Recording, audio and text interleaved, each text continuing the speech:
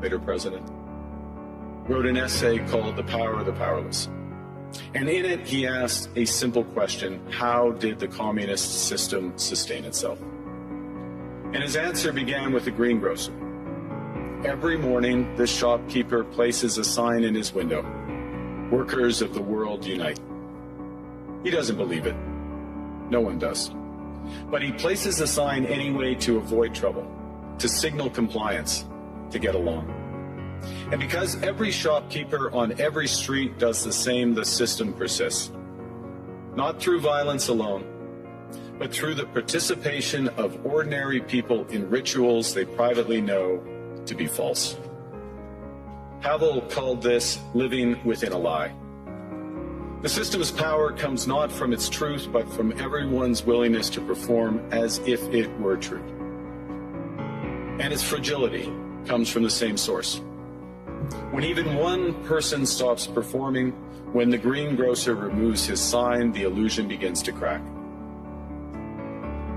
Friends, it is time for companies and countries to take their signs down.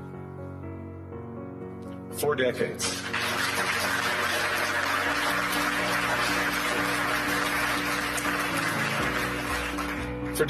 countries like Canada prospered under what we called the rules-based international order. We joined its institutions, we praised its principles, we benefited from its predictability. And because of that, we could pursue values-based foreign policies under its protection. We knew the story of the international rules-based order was partially false, that the strongest would exempt themselves when convenient, that trade rules were enforced asymmetrically.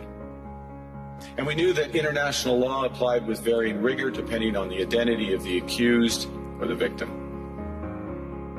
This fiction was useful, and American hegemony in particular helped provide public goods, open sea lanes, a stable financial system, collective security, and support for frameworks for resolving disputes.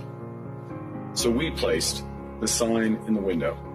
We participated in the rituals, and we largely avoided calling out the gaps between rhetoric and reality. This bargain no longer works. Let me be direct. We are in the midst of a rupture, not a transition. Over the past 2 decades, a series of crises in finance, health, energy, and geopolitics have laid bare the risks of extreme global integration. But more recently, great powers have begun using economic integration as weapons. Tariffs as leverage, financial infrastructure as coercion, supply chains as vulnerabilities to be exploited. You cannot live within the lie of mutual benefit through integration when integration becomes the source of your subordination.